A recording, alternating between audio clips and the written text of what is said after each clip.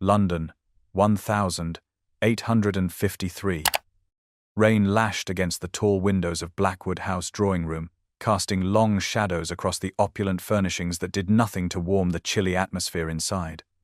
The Dowager Duchess of Westmoreland, Lady Victoria Blackwood, stood with perfect posture before the massive marble fireplace, her silver-streaked dark hair arranged immaculately beneath a cap of Belgian lace, her black silk gown rustling softly as she delivered her pronouncement to her only son.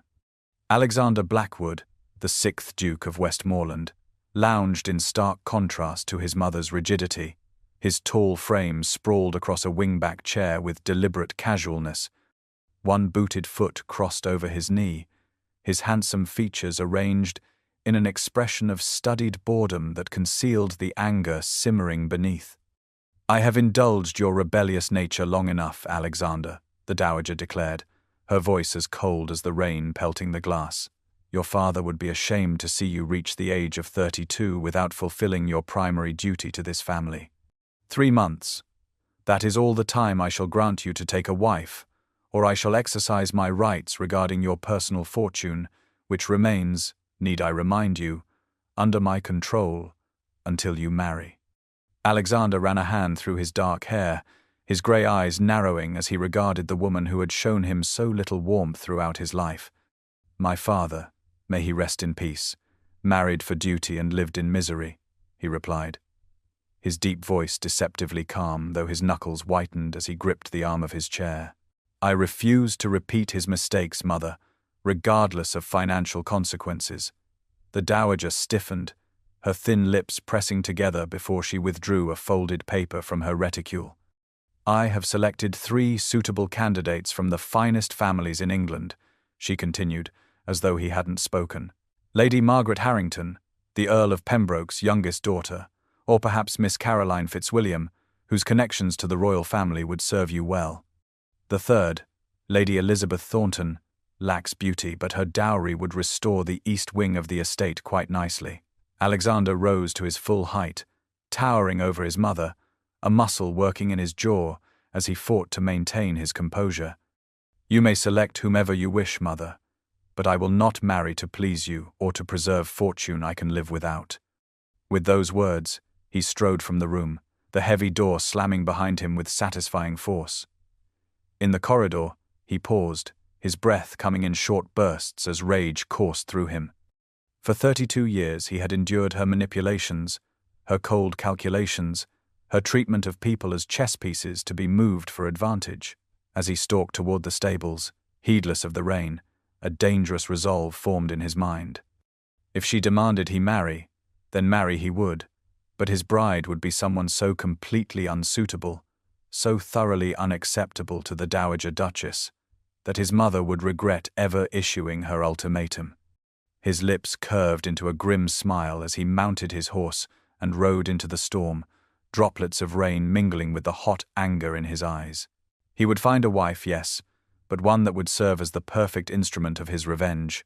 3 days after his mother's ultimatum, Alexander sought refuge in a small bookshop tucked away on a quiet Bloomsbury street, far from Mayfair and the prying eyes of society. Sunlight streamed through dusty windows, illuminating towering shelves and casting a golden glow over the cramped interior, where motes of dust danced in the air like tiny constellations. The scent of leather bindings, ink, and paper enveloped him as he moved deeper into the shop, letting his fingers trail along the spines with a sense of peace he rarely experienced in his grand, empty mansion. It was in the section on medical texts that his hand collided with slender fingers reaching for the same volume, a comprehensive study on the latest treatments for consumption. Alexander turned, prepared to dismiss whoever had interrupted his solitude, only to find himself looking into the most direct and intelligent pair of brown eyes he had ever encountered. Miss Eleanor Winters did not step back or apologize as most women would upon recognizing a gentleman. Instead, she held her ground, her chin tilted upward to meet his gaze despite her petite stature. "I believe I was reaching for that particular volume first, sir," she stated plainly, her voice cultured but lacking the affected softness of society ladies. Alexander found himself momentarily speechless, taking in her simple blue dress, worn but immaculately kept, the practical arrangement of her chestnut hair, and the unmistakable shadows of exhaustion beneath her expressive eyes. "Surely a gentleman would concede to a lady in such circumstances," she added when he did not immediately respond, prompting him to raise an eyebrow at her boldness. "That would depend entirely on which party has the greater need for the text," he countered, curious to see how she would respond to his challenge. What Eleanor did next astonished him further. She launched into a detailed explanation of why she required the medical text, revealing both extensive knowledge of medicine and a passionate dedication to caring for her father, a once respected doctor, now bedridden with the same illness he had spent his life treating. As she spoke, Alexander learned that at 25, Eleanor supported them both by working as a governess during the day while tending to her father at night, studying medicine in what few hours remained to her. "You speak as though you've never been contradicted before, sir," she observed when he expressed surprise at her forthright manner.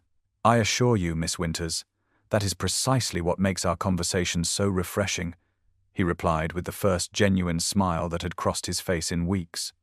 When the shopkeeper recognized the Duke and approached with fawning deference, Alexander watched Eleanor's expression shift from confusion to embarrassment as she realized his station. Yet even then, she did not simper or change her manner, merely adjusting her address with a subtle nod.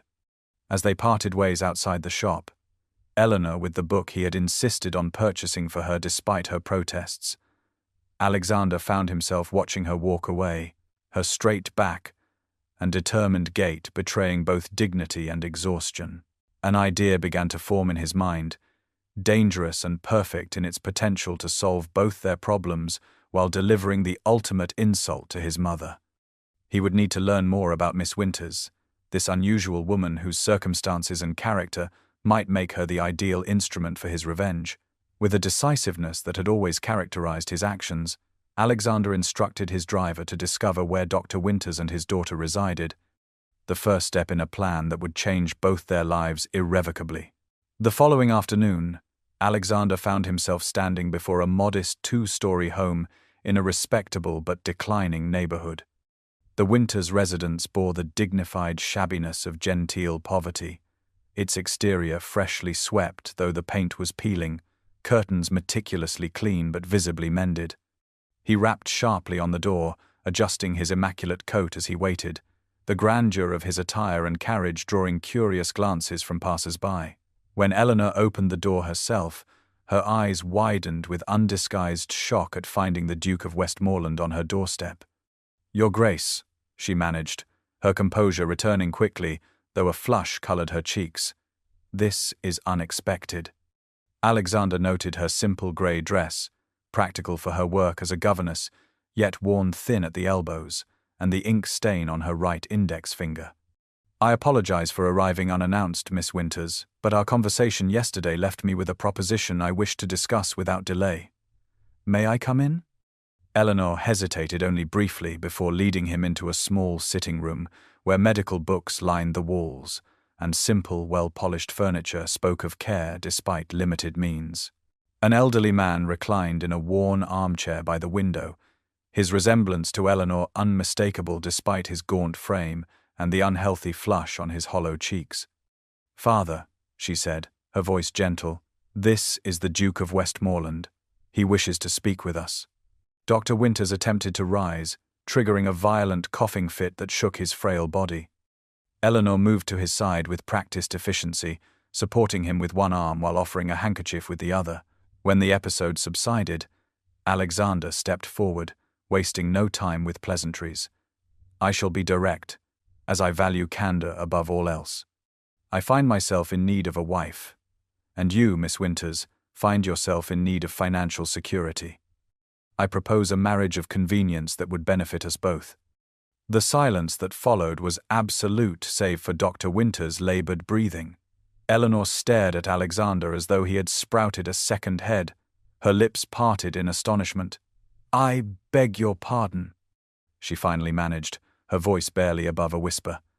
"You need money and security," Alexander continued calmly. "I need a wife my mother would despise. It's a simple transaction that benefits us both." I would provide complete financial support for you and your father, including the best medical care available, and in return, you would become the Duchess of Westmoreland. Eleanor's shock transformed into indignation, her spine straightening as she regarded him with newfound coldness. My hand is not for sale, Your Grace, regardless of how prettily you package the offer. I may be poor, sir, but I have my dignity. Alexander had anticipated outrage, but found himself unexpectedly admiring her principled stance, despite her desperate circumstances. I respect your position, Miss Winters, he replied, oddly intrigued by her refusal when most women would have leapt at such an opportunity. However, practicality sometimes must outweigh pride. Consider my offer carefully before rejecting it so definitively. Think of your father. Dr. Winters stirred, his weathered hand reaching for his daughter's. Eleanor, he murmured, but another fit of coughing interrupted whatever he intended to say. Alexander watched as terror flashed across Eleanor's face before she masked it with determination, the brief glimpse revealing the true precariousness of their situation more clearly than any words. I shall take my leave, he said quietly, extracting a card from his pocket. My address, should you reconsider. With a formal bow he departed, the image of Eleanor's defiant eyes and her father's wasting form accompanying him as his carriage pulled away from the curb. He had presented his offer as a cold transaction, yet something about her dignified refusal in the face of obvious need stirred unexpected respect. Whatever her answer might be, Alexander realized Miss Eleanor Winters was indeed the perfect candidate to infuriate his mother, though perhaps not solely for the reasons he had initially imagined. 1 week after the Duke's proposal, Eleanor moved wearily through the dreary corridors of St. Bartholomew's Hospital, where she volunteered on her single afternoon off from governess duties. The wards stretched before her, a seemingly endless procession of iron bedsteads occupied by the city's poor, the air heavy with the mingled scents of carbolic acid, illness, and suffering. She paused to wipe the fevered brow of an elderly woman, murmuring words of comfort that felt increasingly hollow as her own circumstances grew more desperate. At home that evening, shivering in her small attic bedroom where the fire had long since been deemed an unnecessary expense, Eleanor discovered her father had secretly pawned his gold pocket watch, a wedding gift from her mother, to pay for the medical text Alexander had tried to purchase for her before insisting on giving it as a gift. The realization struck her like a physical blow. For 3 years since her mother's death, she had sacrificed everything to maintain the illusion that they were managing, that her father's illness need not rob him of his dignity along with his health. Yet here was evidence that her pride was costing him the few treasured possessions that remained to him. Eleanor sat on the edge of her narrow bed, the medical text open on her lap to the chapter detailing new treatments available in Switzerland. Treatments that might extend her father's life by years rather than the months the local doctor had grimly predicted. Treatments that would forever remain beyond their reach unless she accepted the Duke's outrageous proposal. Pragmatism warred with principle as she considered his offer through the night, turning it over in her mind until dawn lightened the sky outside her window. The following afternoon found Eleanor standing before the imposing entrance to Blackwood House, her best dress brushed and pressed, her hands trembling slightly though her resolve was firm. The butler who admitted her could scarcely conceal his disdain as he led her to a vast library where Alexander awaited, standing before a marble fireplace that could have housed her entire bedroom within its hearth. Your Grace, she began without preamble once they were alone, I have considered your proposal and am prepared to accept under certain conditions. Alexander turned, surprise flashing briefly across his features before satisfaction took its place. He gestured for her to continue, studying her with those penetrating grey eyes. I require respect, though not love, she stated clearly. Freedom to care for my father, including bringing him to live in whatever residence we shall occupy. And I must insist that you harbor no romantic expectations of this arrangement. Our marriage will be one of mutual convenience only. I accept your proposal, Your Grace, but understand this. While you may purchase my hand, my heart and mind remain my own. Alexander crossed the room toward her, his tall figure imposing, yet his expression held something beyond the triumph she had expected, something that might have been admiration. "I would expect nothing less, Miss Winters," he replied, his deep voice carrying an unexpected warmth. "Your spirit is precisely what makes you suitable for my purpose." A contract of sorts was drawn up that afternoon, outlining Eleanor's conditions and Alexander's financial provisions, which proved far more generous than she had anticipated. As she departed Blackwood House with the signed document safely tucked in her reticule, Eleanor felt a curious mixture of relief and apprehension. She had sold herself to save her father, entering a loveless marriage with a man whose primary motivation was to spite his mother. Yet beneath the cold practicality of their arrangement, she had glimpsed something in Alexander that suggested the Duke of Westmoreland might be more complex than his arrogant facade implied. Whether that complexity would make their impending union more bearable or more difficult, only time would tell. For now, it was enough to know that by sacrificing her dreams of marrying for love, she had secured her father's comfort and care for whatever time remained to him. A fortnight after accepting Alexander's proposal, Eleanor found herself standing beside him in the small chapel at Westmoreland Estate, exchanging vows in a hastily arranged ceremony attended only by her father, the dowager's furious presence, and a handful of Alexander's closest friends. Eleanor wore a simple ivory gown purchased with the allowance Alexander had immediately established for her, her hands steady despite the enormity of what she was undertaking, her responses clear and unwavering, though her heart pounded beneath the modest lace of her bodice. "Doctor," Winters observed from the front pew, his pride in his daughter evident despite the oxygen that now visibly colored his sunken cheeks, while the Dowager Duchess glared from the opposite side, her expression a satisfying mixture of horror and disbelief as her son deliberately tied himself to a penniless doctor's daughter. The wedding breakfast that followed in the grand ballroom of Blackwood House provided Eleanor's first true taste of aristocratic society, the massive crystal chandeliers reflecting light across polished marble floors, where elegant couples had danced for generations, the gilt-framed portraits of Alexander's ancestors seeming to watch disapprovingly as she entered on his arm. The whispers began immediately, ladies hiding venomous comments behind fluttering fans, gentlemen studying her with undisguised curiosity or disdain. She heard fragments clearly enough. Governess, fortune hunter, how dare she, and the inevitable speculation about whether she was with child. Through it all, Eleanor maintained the dignity that had first caught Alexander's attention, her posture impeccable, her manner gracious despite the deliberate snubs of several high-born ladies. Alexander remained at her side, his hand occasionally brushing the small of her back in what observers might mistake for a husband's affection, but which Eleanor recognized as a subtle gesture of support that confused her as much as it comforted her.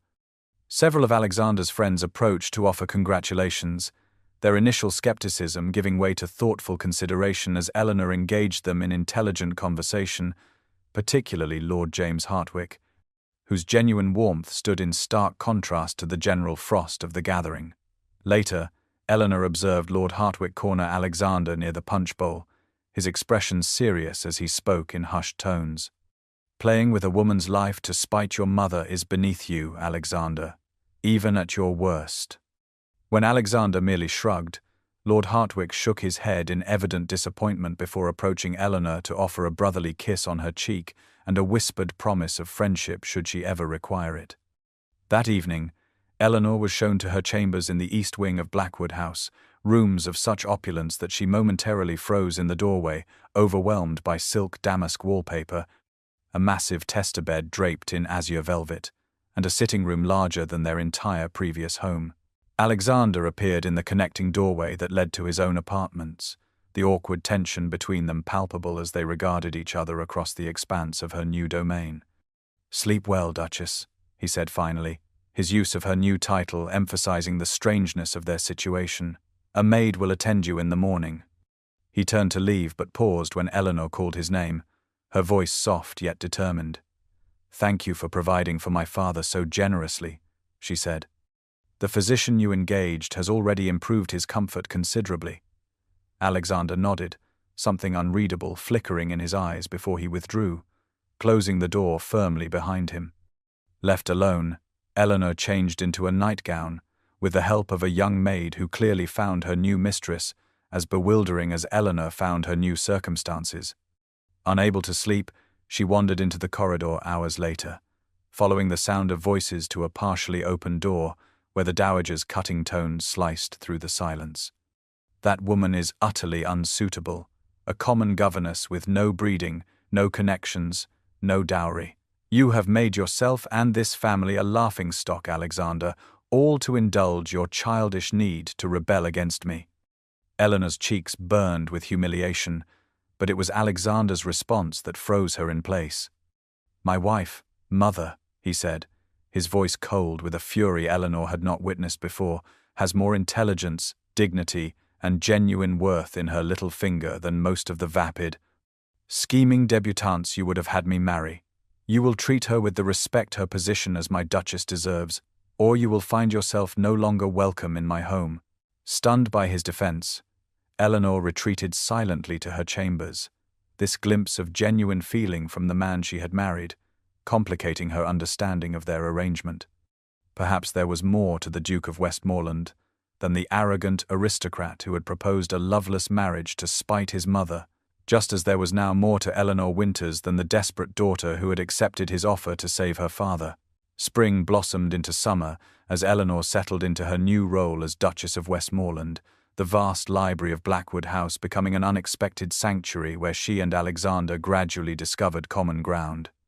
The magnificent space spanned 2 full stories, leather-bound volumes lining every wall from floor to ceiling, comfortable reading chairs nestled in alcoves beneath towering windows that admitted dappled sunlight through ancient oak branches.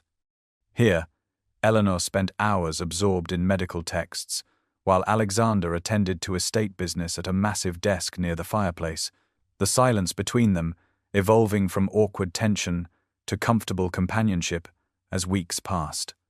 The transformation began when Alexander discovered Eleanor annotating a complex treatise on pulmonary diseases, her precise notes revealing knowledge that surpassed many practicing physicians. Fascinated despite himself, he inquired about her conclusions regarding a new treatment, leading to their first genuine conversation since their wedding, her passion for medicine temporarily eclipsing the formal politeness that characterized their interactions. Within a month, Eleanor had established a small infirmary in a vacant cottage on the estate, initially treating minor ailments among the servants, before word spread to tenant families, who began appearing at her door with everything from fevers to farm injuries. Alexander observed her work from a distance at first, noting her gentle efficiency with laboring women, her patience with frightened children, her dignified compassion with the elderly. On the rare occasions he accompanied her on these visits, he witnessed the transformation her presence brought to simple cottages, her practical knowledge alleviating suffering where expensive physicians had failed or been unaffordable. The devotion she inspired among the tenants both surprised and impressed him, their gratitude manifesting in humble gifts of fresh eggs, hand-knitted shawls, or simply heartfelt blessings that clearly meant more to Eleanor than the priceless jewels in the Westmoreland vaults. The dowager continued her campaign to undermine Eleanor at every turn, arranging dinner parties where aristocratic ladies deliberately excluded the new Duchess from conversation, circulating rumors about her common origins, even suggesting to visiting dignitaries that the marriage was merely Alexander's temporary rebellion and would soon be annulled. Each attempt was met with increasingly firm resistance from Alexander, who found himself genuinely angered by these attacks on a woman whose conduct had been nothing short of exemplary. The most significant shift occurred on a rainy afternoon when Alexander sought Eleanor in the library to discuss a matter of estate business, only to realize he had been deliberately seeking her company with increasing frequency, valuing her practical perspective and direct honesty. He found himself watching her as she bent over a ledger, copper highlights gleaming in her chestnut hair, her slender fingers turning pages with the same care she showed when bandaging a child's wound. The realization that he had begun to genuinely admire his wife struck him with unexpected force. "You've transformed the lives of those tenant families, Eleanor," he said later that evening as they shared a rare private dinner in the library, firelight casting warm shadows across her features. "They speak of you as though you've performed miracles." Eleanor smiled, the expression softening her normally serious countenance in a way that Alexander found increasingly appealing. "Not miracles, Alexander, merely basic human decency, something your mother might benefit from studying," she replied with the forthright honesty he had come to appreciate. Rather than taking offense at her criticism of his mother, Alexander found himself laughing, the rich sound filling the space between them and bridging the careful distance they had maintained. In that moment, with rain pattering against the windows and the scent of old books enveloping them, both recognized that their marriage of convenience had begun to evolve into something neither had anticipated, a partnership based on growing mutual respect that hinted at the possibility of deeper connection neither had included in their original arrangement. Autumn arrived with a chill in the air, and a much-anticipated invitation to the Harlington Ball, an annual event hosted by the Earl of Harlington at his ancestral estate just 10 miles from Blackwood House. The invitation marked Eleanor and Alexander's first appearance at a major social gathering since their wedding 3 months prior, a test of their standing in society that both approached with private trepidation, though neither admitted it to the other. Eleanor prepared meticulously, selecting a gown of deep emerald silk that Alexander had commissioned from London's finest modiste, its elegance suited to her new station, yet modest enough to avoid appearing ostentatious. The Harlington estate ballroom took Eleanor's breath away as they entered. Hundreds of candles in massive crystal chandeliers, illuminating a space large enough to accommodate over 300 members of England's highest society. Gilded mirrors multiplied the light to dazzling effect, reflecting the jewels adorning ladies' necks and the polished buttons on gentlemen's formal attire, while a 20-piece orchestra played from a raised dais at one end of the enormous room. Eleanor felt the weight of curious stares as Alexander presented her to their hosts. The Countess of Harlington, offering a correct if cool greeting, while clearly assessing the former governess's deportment for any sign of inadequacy. For the first hour, Eleanor navigated the treacherous waters of aristocratic society with dignity, her months as Duchess having taught her to maintain composure despite the whispers that followed her progress through the room. Alexander remained attentive, his hand at the small of her back as he guided her from one introduction to another, his protective stance not going unnoticed by observant eyes. The confrontation came during the supper dance, when Alexander was momentarily engaged in conversation with the Earl. Lady Penelope Darlington, daughter of a marquess and notorious for her sharp tongue, approached Eleanor with false sweetness, a glass of red wine balanced deliberately in her manicured hand. "How brave of you to attend," Lady Darlington remarked, her voice carrying just enough to attract attention from nearby guests. "It must be terribly difficult to suddenly find yourself among your betters after spending your life in service." Before Eleanor could respond, Lady Darlington gasped in mock dismay as she stumbled forward, the contents of her wineglass splashing across the front of Eleanor's emerald gown. "Oh dear," she exclaimed with transparent insincerity, her eyes glittering with malice. "How clumsy of me. But perhaps you can simply scrub it out, given your experience with menial tasks." The surrounding guests fell silent, watching for Eleanor's reaction to this deliberate humiliation. She stood perfectly still, her face betraying nothing of the mortification burning through her veins. But before she could formulate a response, Alexander materialized at her side, his expression thunderous. "Lady Darlington," he said, his voice carrying the deadly calm that Eleanor had learned preceded his most intense anger. "You have just demonstrated why breeding without character produces the worst kind of aristocrat.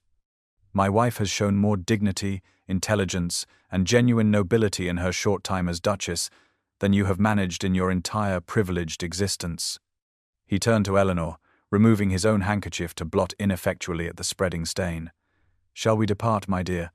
I find the company here suddenly intolerable."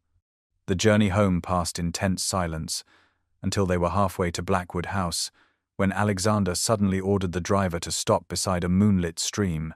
"Eleanor," he began, his voice rough with emotion as they sat facing each other in the swaying carriage, "I must apologize for subjecting you to such cruelty." Eleanor shook her head, her composure finally cracking as tears threatened.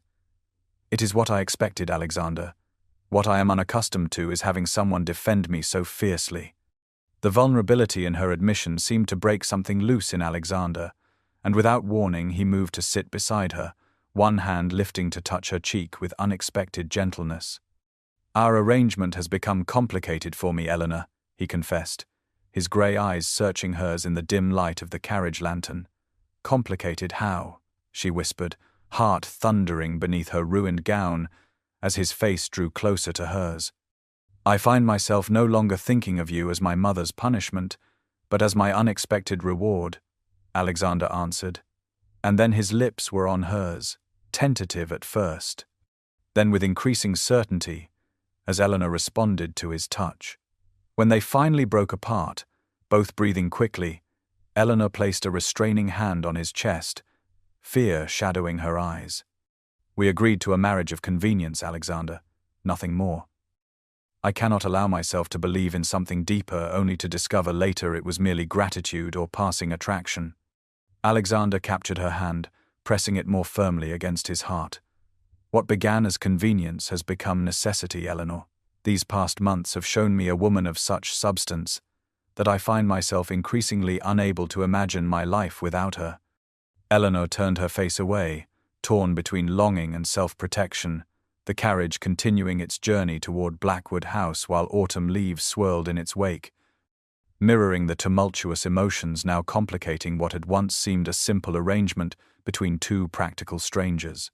Winter descended upon Westmoreland Estate with unusual harshness, transforming the once vibrant gardens where Eleanor had planted medicinal herbs into a frozen landscape of stark beauty. Inside Blackwood House, life had found a comfortable rhythm in the months following the Harlington Ball, with Alexander and Eleanor developing a cautious tenderness that neither fully acknowledged, yet both increasingly relied upon. Dr. Winters had passed peacefully in his sleep as autumn leaves fell, Eleanor at his bedside holding his hand, Alexander a steady presence behind her chair, his quiet strength sustaining her through grief that might once have destroyed her had she faced it alone. By December, Eleanor had resumed her work with the tenant families, often returning windswept and chilled but satisfied with her contributions, unaware that each exposure to the bitter elements was weakening her resistance to the illness that had taken her father. The first signs appeared subtly. A persistent cough she dismissed as nothing serious, unusual fatigue she attributed to winter melancholy, a slight flush to her cheeks that Alexander initially mistook for the effects of cold air on her delicate skin. It was only when she collapsed during breakfast, her teacup shattering against the mahogany table as fever overtook her, that the terrifying truth became impossible to ignore.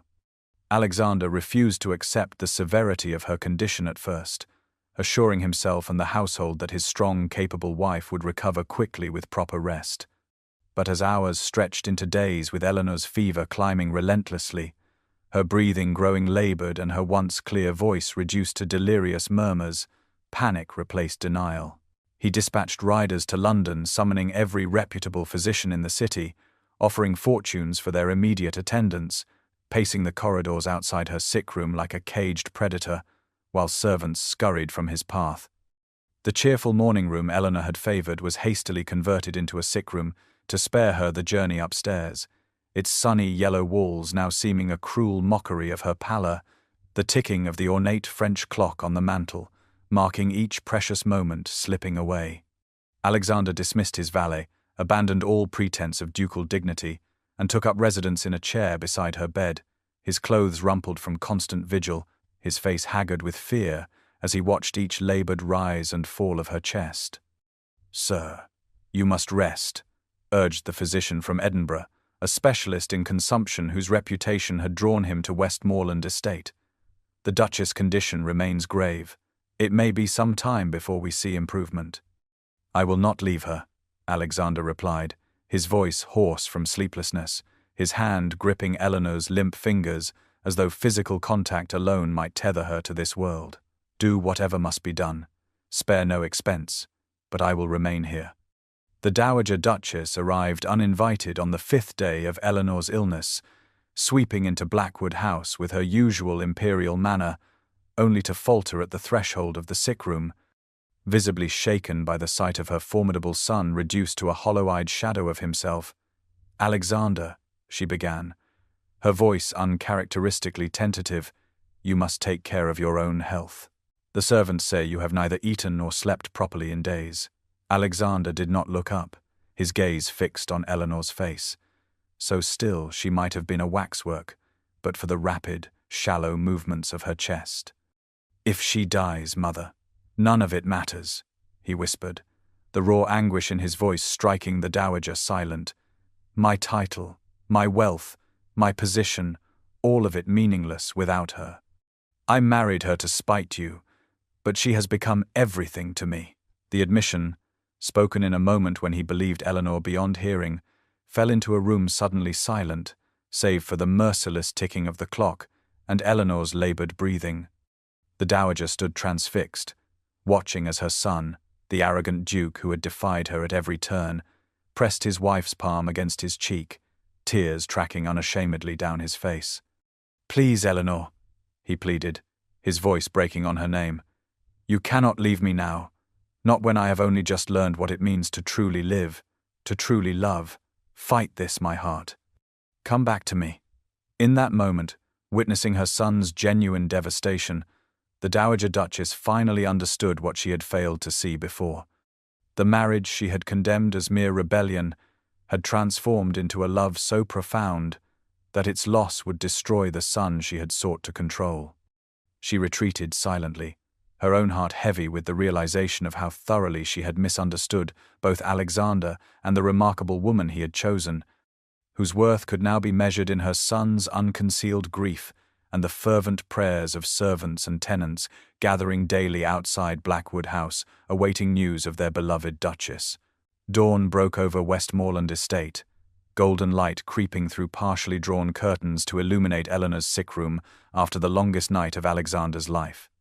The physicians had withdrawn hours earlier, their grave expressions and hushed consultations confirming what Alexander already knew. His beloved wife's condition had deteriorated beyond their expertise, her breathing now so shallow it was barely perceptible, her fever burning with an intensity that seemed impossible for her increasingly frail body to sustain. Alexander knelt beside her bed, his untrimmed beard and disheveled appearance rendering him unrecognizable as the proud duke who had once commanded every room he entered. For 7 days he had barely left her side, refusing food and sleep as though denying himself these necessities might somehow transfer his strength to Eleanor. His large hands enveloped her small one, his forehead pressed against their intertwined fingers in a posture of supplication foreign to his nature. "You cannot leave me now, Eleanor," he whispered, his voice raw from exhaustion and unshed tears. "Not when I've only just learned to love, not when we have so much life still to share. Remember the medical garden you planned for spring? The travels we discussed? You must see Florence, just as you always dreamed. Please, my heart, fight this darkness. Come back to me." The door opened quietly behind him, but Alexander did not turn, assuming it was merely another servant bringing fresh water or linens. Instead, he felt a hand on his shoulder, the touch tentative yet unmistakable. "Mother," he acknowledged, too exhausted for anger, too desperate for pride. The Dowager Duchess stood beside her son, her usual imperious demeanor replaced by genuine concern as she regarded the still figure on the bed and the broken man beside it. "I have brought someone, Alexander," she said softly. "Dr. Morrison from Edinburgh. He specializes in cases like Eleanor's and has had success with an experimental treatment when all seemed lost." Alexander raised his head slowly, hope warring with disbelief as he looked past his mother to the distinguished gentleman who entered carrying a medical bag. The doctor approached Eleanor's bedside, his experienced hands gentle yet efficient as he examined her, his expression grave but not defeated. "Her constitution remains strong despite the fever," the physician observed. "There is still reason for hope, Your Grace, though I must warn you the treatment I propose carries its own risks." "I would try anything," Alexander replied, rising to his feet with newfound energy. "Anything at all." The dowager stepped forward, her hand finding Alexander's arm in a gesture of support so unexpected that he stared at her in disbelief. I sent for him the moment I understood what she truly means to you, my son, she explained, her voice softening. I was wrong about her. Wrong about many things. The acknowledgement, coming from a woman who had never admitted error in her life, momentarily stunned Alexander. In that moment, mother and son reconciled without words, united by their shared concern for Eleanor. Dr. Morrison worked through the morning, administering a treatment involving ice baths to reduce the fever, followed by a carefully measured tincture of his own creation. Alexander and the dowager took turns assisting, passing cloths, changing linens, maintaining their vigil with shared purpose that would have seemed impossible mere days earlier. By mid-afternoon, Eleanor's breathing had eased slightly, the first encouraging sign in days. By evening, her fever showed the first tentative signs of breaking, her skin no longer burning to the touch, though still far from normal. Alexander refused to leave even then, maintaining his position beside her through another night, speaking to her constantly as though his voice might serve as a guide leading her back from the darkness. The sun had just begun to rise again, casting the room in soft golden light, when Eleanor's eyelids fluttered and slowly opened, her gaze unfocused at first before settling on Alexander's exhausted face. You look terrible, Your Grace, she whispered, her voice barely audible, yet carrying the hint of her characteristic directness. Alexander stared at her in disbelief, before a laugh escaped him, part sob and part joy, tears streaming unashamedly down his face as he gathered her hand to his lips. And you, my love, have never looked more beautiful, he managed, his entire body trembling with relief. The dowager, who had been dozing in a chair nearby, woke at the sound of their voices, her own eyes filling with uncharacteristic tears as she observed the naked adoration on her son's face, the miracle of Eleanor's survival, and the undeniable love between them that had somehow transformed all their lives. Eleanor's recovery would be slow, the danger not entirely past, but in that golden moment as dawn broke over Blackwood House, illuminating the three figures in the sick room, it was clear that something fundamental had changed for the Westmoreland family. What had begun as a marriage of spite and convenience had evolved through crisis into a bond so profound it had healed not only the breach between Alexander and his mother, but the wounded places within their hearts that had kept them from truly connecting with others. Spring sunlight dappled the extensive gardens of Westmoreland Estate, transforming the landscape that had been barren with winter frost just months before into an explosion of color and fragrance. The medicinal garden Eleanor had planned during her convalescence now flourished in neat beds surrounding a central fountain, lavender, rosemary, feverfew, and dozens of other healing plants arranged with both aesthetic beauty and practical purpose in mind. A year had passed since her near-fatal illness, a year of healing and profound transformation for the Blackwood family. Today, the garden played host to the annual Westmoreland Spring Festival, an event that had once been a formal, stilted affair under the previous Duke, but which Eleanor had reimagined as a celebration that brought together aristocracy and tenant families alike. Alexander stood at the edge of the terrace, observing with quiet pride as his wife moved among their guests, her emerald gown complementing the new fullness of her figure as she carried their first child, due to arrive by midsummer according to the royal physician. Society ladies who had once snubbed the former governess now eagerly sought her company, her intelligence and compassionate innovations in healthcare having earned their genuine respect. Even Lady Penelope Darlington approached with conciliatory smiles, though Eleanor received her with a graciousness that Alexander knew he could never have managed in her position.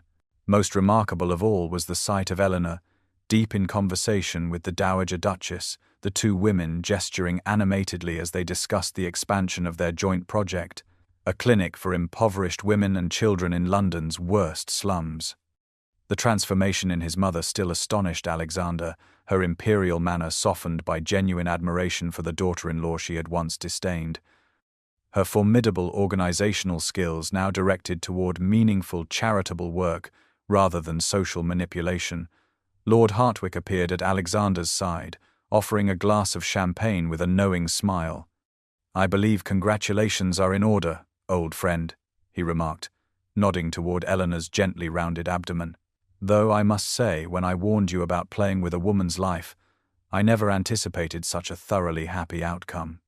Neither did I, Alexander admitted, his gaze following Eleanor as she paused to accept a small bouquet from a tenant child, her face luminous with joy. I married her to spite my mother, believing myself incapable of genuine attachment. Now I cannot imagine life without her.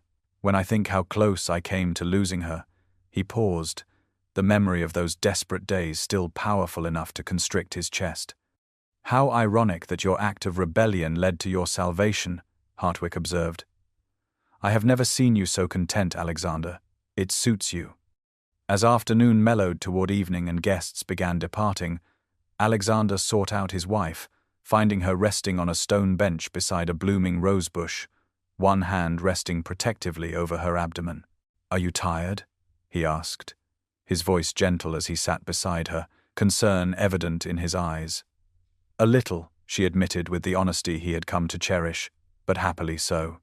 She turned to survey the garden, satisfaction in her expression. "The clinic plans are finalized. Your mother has been remarkably effective in securing patronage from families who once would not acknowledge my existence." Alexander smiled, taking her hand in his. "She has found her true calling, thanks to you. As have I." They sat in comfortable silence, the garden around them alive with birdsong and the gentle rustling of new leaves. Finally, Alexander reached into his coat pocket, withdrawing a small velvet box. "I have something for you," he said, opening it to reveal an exquisite emerald and diamond ring, far more elaborate than the simple band she had received during their hasty ceremony. "Our wedding was arranged with such speed that there was no time for a proper ring, one worthy of you. This one, I hope, better represents what you have come to mean to me." Eleanor gazed at the ring, emotion filling her eyes as Alexander slipped it onto her finger alongside her original wedding band. "I married you to spite my mother, but you married me to save your father," he said softly, his fingers intertwining with hers. "Perhaps we are more alike than we knew." "No, Alexander," Eleanor corrected gently, meeting his gaze with the directness he adored. "I married you for security, but I stayed because I discovered the heart you tried so hard to hide. Even before I fell ill, I had begun to love the man beneath the Duke's facade." She placed her free hand against his cheek, her touch conveying the depth of her affection more clearly than words.